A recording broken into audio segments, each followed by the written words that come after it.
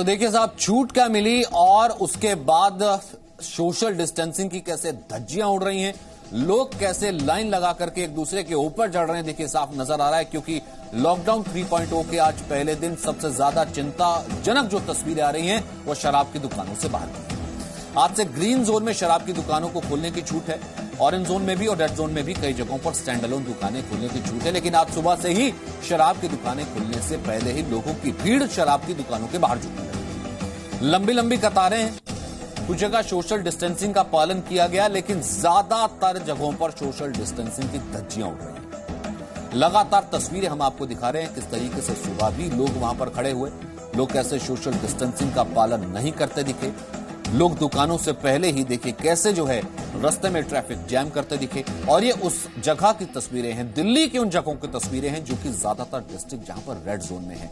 कहा जा रहा है कि अभी हम जिस जगह पर हैं, जिस कंटेनमेंट जोन में है या फिर जिस दौर से गुजर रहे हैं, वहां पर अगर एहतियात नहीं बरता गया तो वहां पर मुश्किल बहुत ज्यादा बढ़ जाएगी। लेकिन क्या लोगों को परवाह है?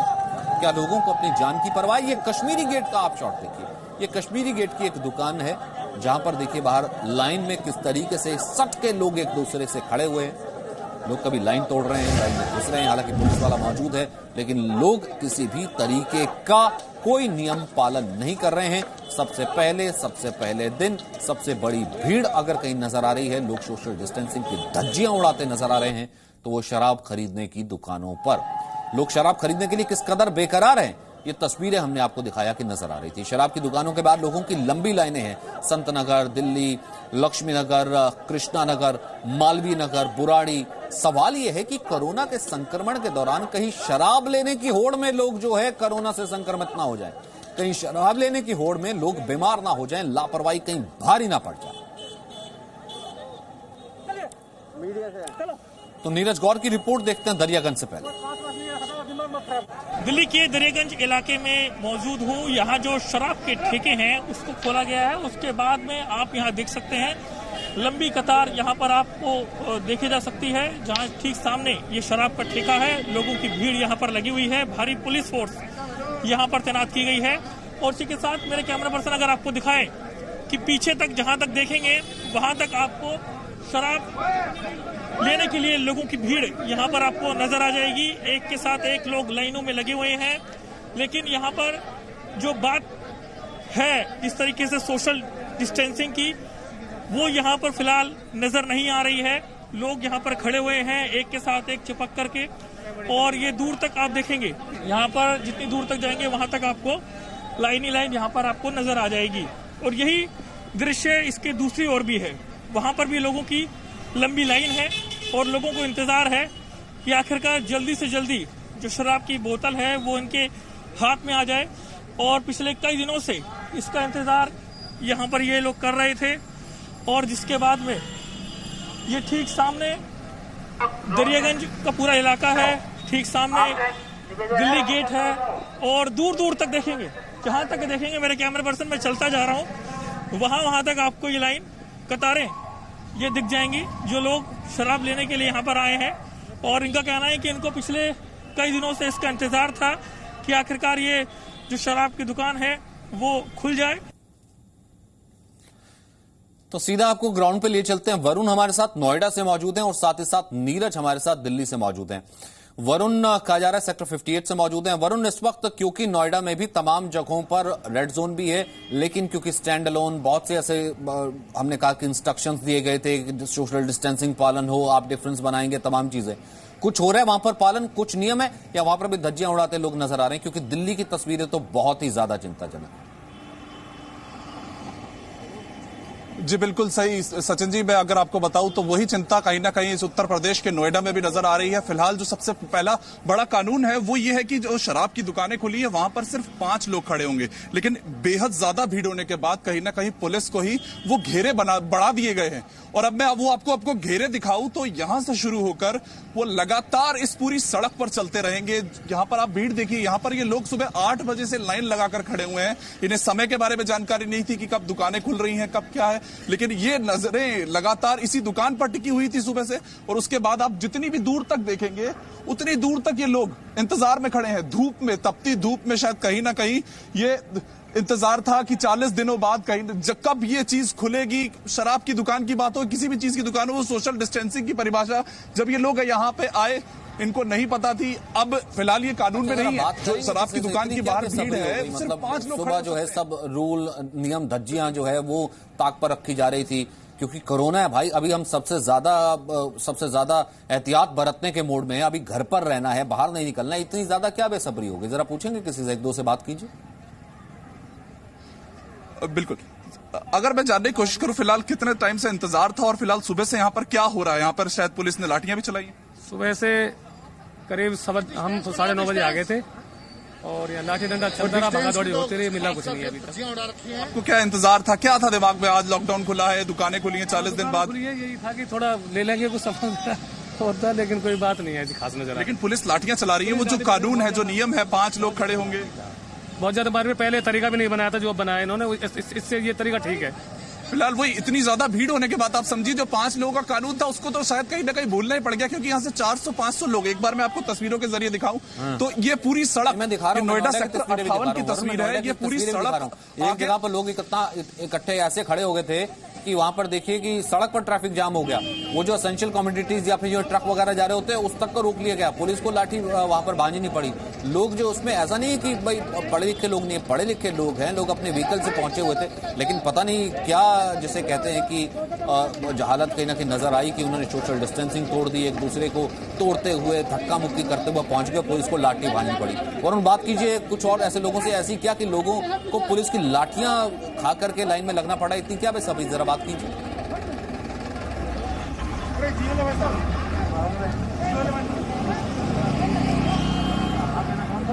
वरुण, आज 2 बोतल तो मैं अपने लिए लूंगा।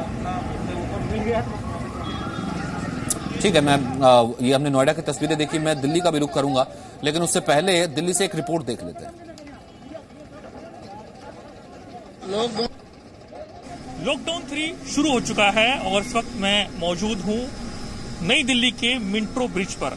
और यहां से अगर आप ठीक देखेंगे पीछे की तरफ, ये ठीक सामने से सेंट्रल दिल्ली से नई दिल्ली की तरफ आने वाला एक ट्रैफिक है, क्योंकि जिस तरीके से जो रियायत दी गई है, जो जरूरी सेवाएं हैं उनके लिए जो आने वाले लोग हैं उनको रियायत दी गई है, और यहां तक कि जो प्राइवेट ऑफिस हैं उनको भी छूट मिली है लॉकडाउन 3 में, जिसके बाद से जो ट्रैफिक है, और आप देख सकते हैं कि लंबा ट्रैफिक ये लग गया है। और जिस तरीके से हमने पिछले 2 लॉकडाउन जो देखे थे उसमें बिल्कुल सन्नाटा था, लेकिन अब धीरे धीरे जो ट्रैफिक है वो खुला है, लोग अपने अपने ऑफिस जाने के लिए निकले हैं। और जिस तरीके से दिल्ली सरकार ने ये आदेश दिया है कि जो प्राइवेट ऑफिस हैं वहां पर 33% जो स्टाफ है वही आ पाएगा, और जो जरूरी सेवाएं हैं, जो जरूरी दुकानें हैं वही खुल सकेंगी, और इसी के साथ जो कंटेनमेंट इलाके की जो और भी जो दुकानें हैं वो सब बंद रहेंगी। तो उसके बाद से ये पूरा जो ट्रैफिक है ये आप देख सकते हैं ठीक सामने ही यहाँ पर नई दिल्ली रेलवे स्टेशन है, और वहां से जो ट्रैफिक आने वाला है ठीक सीधा पहाड़गंज अजमेरी गेट की तरफ से आने वाला है ट्रैफिक सीधा जो है बाराखंबा और कनॉट प्लेस की तरफ ये ट्रैफिक जा रहा है। एक चीज कहीं ना कहीं कन्वे करनी बहुत जरूरी है कि महामारी का खतरा अभी टला नहीं है।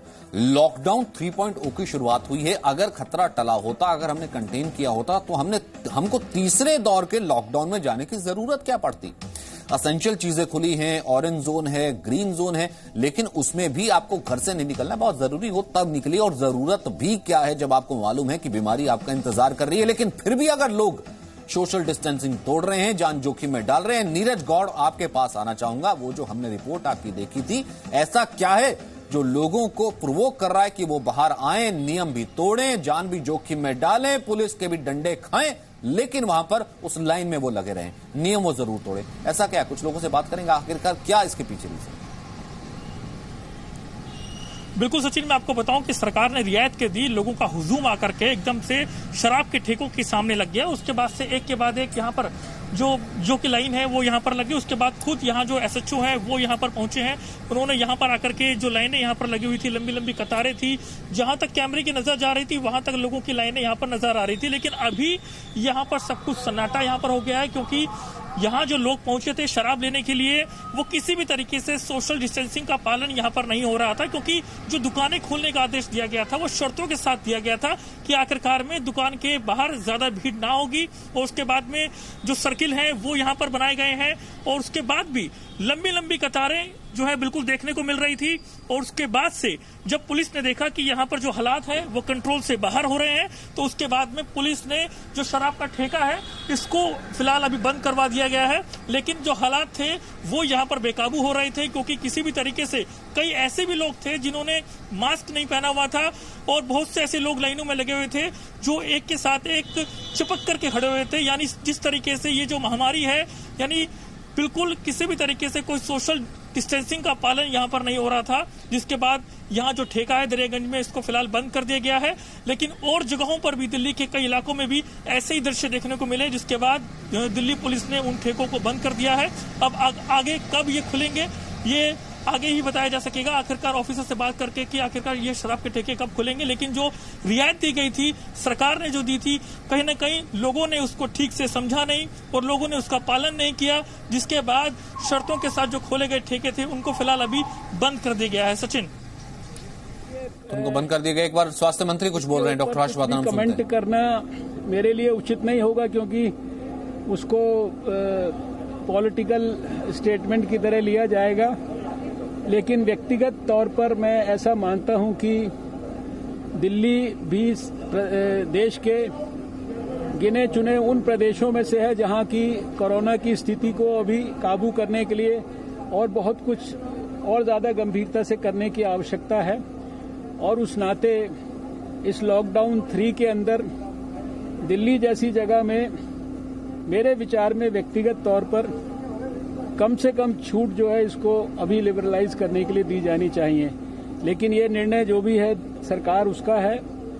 स्वास्थ्य मंत्रालय ने या होम मिनिस्ट्री ने तो डिटेल्ड गाइडलाइंस दी हैं हर प्रकार से, लेकिन अपने अपने स्टेट की परिस्थिति के हिसाब से स्टेट गवर्नमेंट्स को ये निर्णय करना है कि उनके प्रदेश में किस गाइडलाइन को किस मात्रा में फॉलो करना उचित है। कमी होने की संभावना को भी हमने जो है प्रीएम्प्ट किया है। ये आज तो यहाँ कैंप में मैं आया हूँ, लेकिन इसकी मीटिंग्स तो मैं पता नहीं कितने दिन से कर रहा हूँ। वॉलंटरी ब्लड डोनर्स के घर में जाकर उनको लेके आना या उनके घर पे जाकर ही ब्लड ले लेना, यानी किसी वैन के अंदर, ये प्रक्रिया हम बहुत दिन पहले शुरू कर चुके हैं। मैं देश के 40,000 जो है रेड क्रॉस के वॉलंटियर्स के साथ वीडियो कॉन्फ्रेंसिंग कर चुका हूँ, सारे स्वास्थ्य मंत्रियों से बात कर चुका हूँ। तो हम किसी भी चीज की जो कमी भी हो जाए उसकी भी संभावना के ऊपर भी हम काम कर रहे हैं। और यही कोरोना के संदर्भ में भी जो हमने लड़ाई लड़ी है उसमें हमारी स्ट्रैटेजी जो है वो प्रोएक्टिव भी रही है, प्रीएम्प्टिव भी रही है और ग्रेडेड भी रही है। तो वही सारा काम हम इन सब विषयों पर भी कर रहे हैं कि जो भी कोई संभावना। अभी क्या स्थिति है देश में कोरोना की? स्वास्थ्य मंत्रालय किस तरीके से देख रहा है? जिस हिसाब से तादाद हम बहुत समझते हैं कि दिन नहीं तादाद तो देखिए बिल्कुल हमारा स्टडी ग्राफ है। अब ये थोड़े बहुत केसेस तो देखिए आते रहेंगे जब तक कि ये पूरी तरह से जो है चीजें खत्म नहीं होंगी। लेकिन आप देख रहे हैं कि 3 था हमारा, 3 दिन डबलिंग रेट था, आज 12 से ऊपर हो गया है। लगातार हर चीज में हमारी जो रिकवरी रेट है कितना बेहतर हो गया है। 11,000 से ज्यादा लोग घर चले गए हैं, बाकी सारे रोड टू रिकवरी पर है। मोर्टेलिटी रेट दुनिया में सबसे कम है, 3% केवल जो है।